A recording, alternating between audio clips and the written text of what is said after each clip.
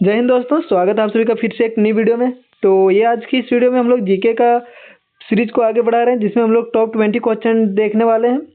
तो चलिए वीडियो को शुरू करते हैं बिना किसी देरी का। आप लोग पिछला वीडियो नहीं देखेंगे तो जाके जरूर देखिएगा, आपको प्लेलिस्ट बना मिल जाएगा, तो आप लोग चेक करिएगा सारा वीडियो एक बार। तो चलिए वीडियो को शुरू करते हैं।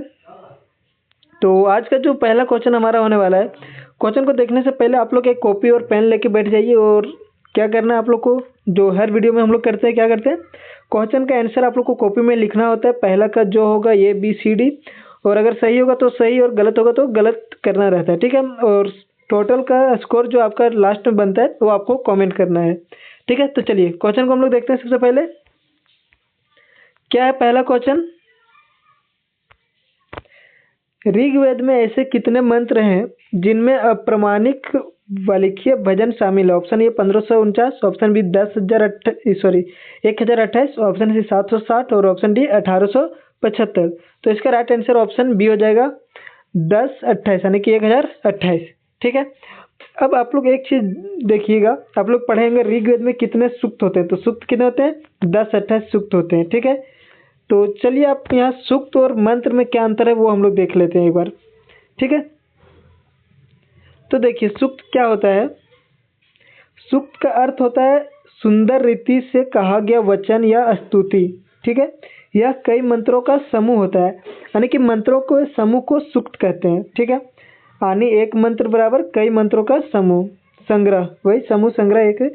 जैसे एग्जाम्पल में आप लोग देख सकते हैं, एक पैराग्राफ जो होता है, आप लोग पढ़े होंगे पैराग्राफ, ठीक है। तो वो क्या होता है, वाक्य का जो समूह होता है, ठीक है, पूरा वाक्य का जो समूह होता है उसको हम लोग क्या कहते हैं, पैराग्राफ, ठीक है। उसी तरह जो मंत्रों का समूह होता है उसी को सूक्त बोला जाता है, ठीक है। उदाहरण देखिए, मतलब ऋग्वेद में कितना सूक्त है, 1028 सूक्त, यानी 1028 सूक्त, ठीक है। हर सूक्त किसी देवता की स्तुति के रूप में होता है, जैसे अग्निदेव, इंद्रदेव, वरुण देव, ठीक है। जो सारे सूक्त है वो किसी न किसी देवता के लिए समर्पित होता है, ठीक है। मंत्र क्या होता है वो आप लोग को तो पता ही होगा। मंत्र क्या होता है, देवताओं की स्तुति या प्रार्थना के लिए बोला गया जो एक वाक्य या श्लोक होता है उसको मंत्र कहते हैं। ये वैदिक ऋषियों द्वारा देखे गए, अनुभव किए गए दिव्य वचन माने जाते हैं। यानी एक मंत्र, एक श्लोक या एक पंक्ति, ठीक है। एक श्लोक होता है या एक लाइन का होता है मंत्र, ठीक है। उदाहरण पे एक मंत्र यहाँ लिखा हुआ है जो कि यह ऋग्वेद का पहला मंत्र और पहले सूक्त का पहला मंत्र है, ठीक है। चलिए अब हम लोग चलते हैं अगला क्वेश्चन की ओर। अगला क्वेश्चन आप लोग ध्यान से देखिएगा, क्या दिया हुआ है, ऋग्वेद में कितने मंत्र हैं। ऑप्शन बी इसका राइट आंसर, सेम क्वेश्चन है। चलिए नेक्स्ट क्वेश्चन की ओर चलते हैं हम लोग। अगला क्वेश्चन है,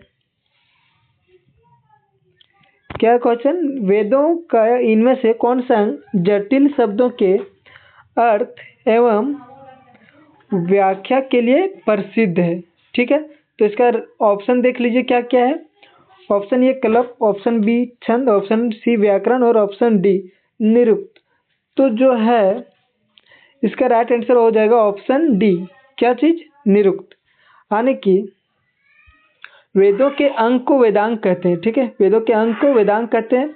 फिर वेदांग के जो है 6 संख्या है, ठीक है। वेदांग की संख्या कितना है, 6। कौन कौन है वो आप लोग को पता ही होगा, शिक्षा, व्याकरण, निरुक्त, छंद, ज्योति और कल्प।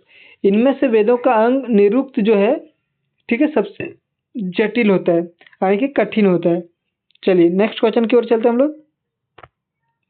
इसके 6 भाग आप लोग को पता चल गया होगा। वेदांग का कौन, पहले कल्प भी होता है, छंद, निरुक्त, व्याकरण 4 और 2 और होता है, क्या क्या, शिक्षा और व्याकरण,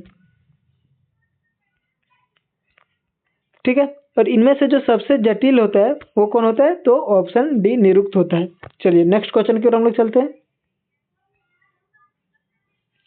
नेक्स्ट क्वेश्चन ध्यान से देखिएगा, क्या है, भारत का राष्ट्रीय आदर्श वाक्य सत्यमेव जयते अर्थात सत्य की हमेशा विजय होती है किस प्राचीन भारतीय शास्त्र से उद्धत एक मंत्र है, ठीक है। तो option A Rigveda, option B Mundakopanishad, option C Bhagavad Gita और ऑप्शन डी मत्स्य पुराण। तो इसका राइट आंसर क्या हो जाएगा, ऑप्शन बी, ठीक है। ये जो लिया गया है कहाँ से लिया गया है, मुंडकोपनिषद से लिया गया है, ठीक है। चलिए नेक्स्ट क्वेश्चन की ओर हम लोग चलते हैं। अगला जो क्वेश्चन है हमारा, क्या है क्वेश्चन? धनुर्वेद यजुर्वेद का उपवेद है, इसका संबंध निम्न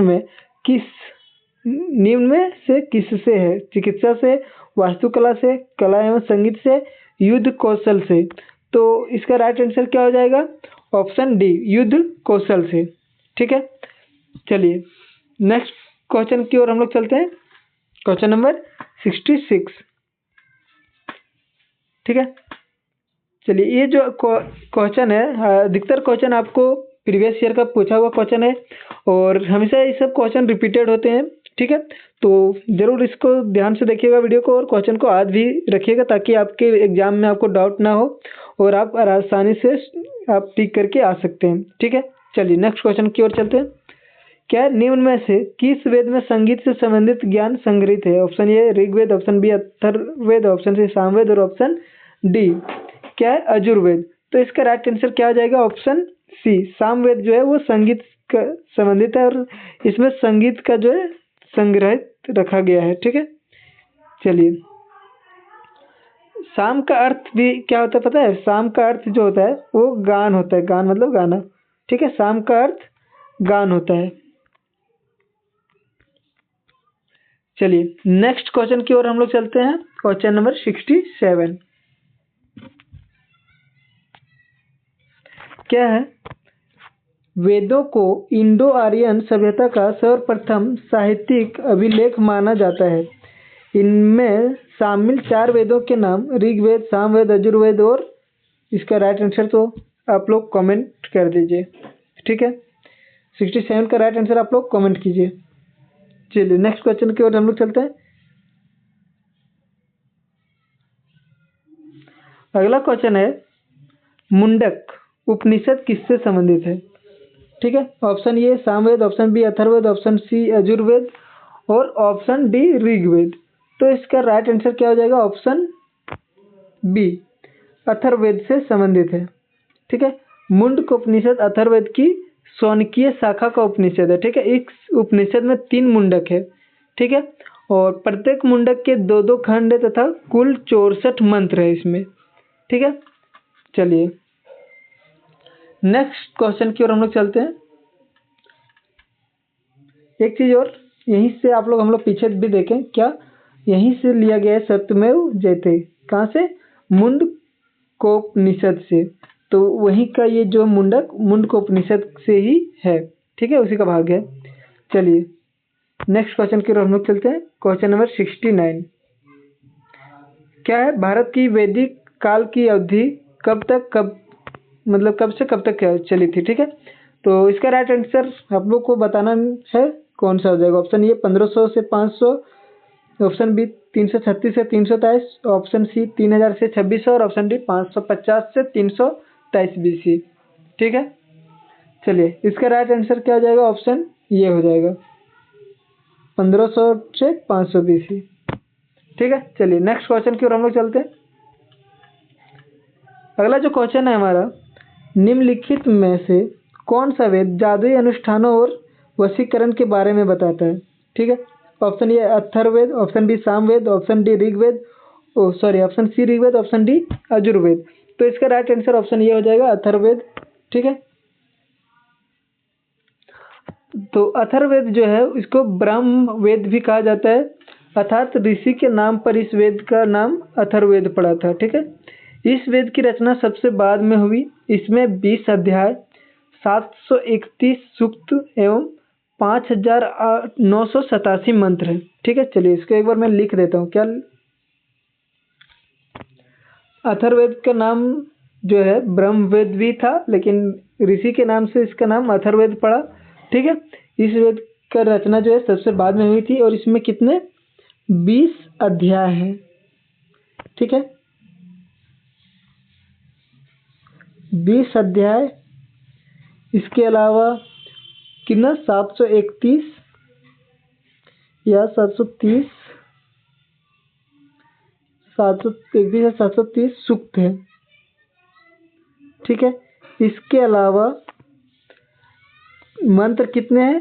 तो 5987 इसके इसमें मंत्र हैं। ठीक है, चलिए ये सब याद रखिएगा, इम्पोर्टेंट है। चलिए एक चीज़ और, इसमें जो है वशीकरण, जादू टोना, भूत प्रेत और औषधि संबंधित मंत्र जो है उसका भी वर्णन इसी में मिलता है। ठीक है, किसका? जादू टोना का जो होता है, वशीकरण का जो मंत्र होता है, जो आप लोग गाँव तरफ ज़्यादा ये सब चलता है, भूत प्रेत जादू टोना। ठीक है, चलिए नेक्स्ट क्वेश्चन की ओर हम लोग चलते हैं। 71 क्या है? 71 में यजुर्वेद में यजुर का अर्थ क्या है?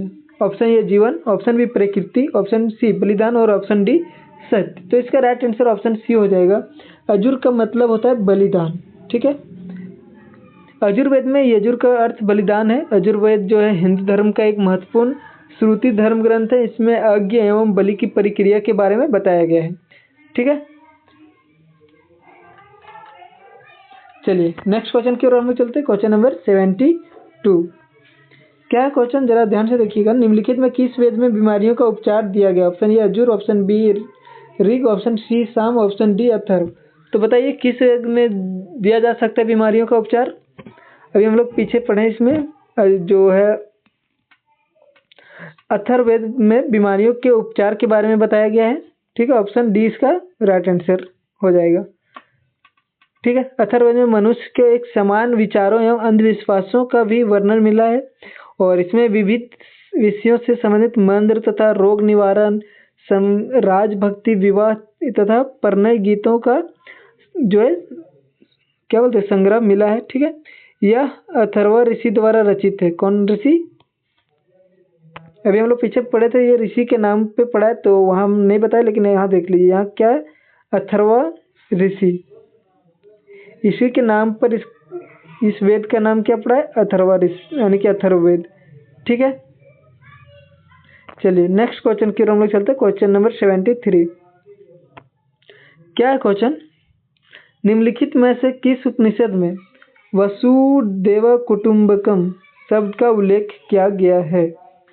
ठीक है, ऑप्शन ये है महाउपनिषद, छांदोग्य उपनिषद, बृहदारण्यक उपनिषद और केनोपनिषद।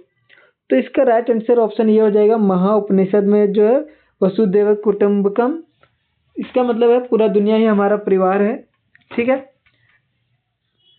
ठीक है, इसका अर्थ धरती होता है, धरती, संसार, दुनिया। तो इसका अर्थ यही होता है पूरा दुनिया ही हमारा परिवार है। चलिए इसका जो उल्लेख है वो कहाँ मिलता है? महाउपनिषद में। नेक्स्ट क्वेश्चन की ओर हम लोग चलते हैं।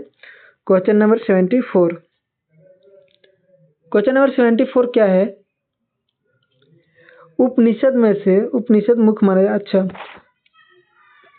एक सेकेंड, हाँ, कितने उपनिषद में कौन मुख्य माना जाता है? तो इसका राइट आंसर क्या हो जाता है?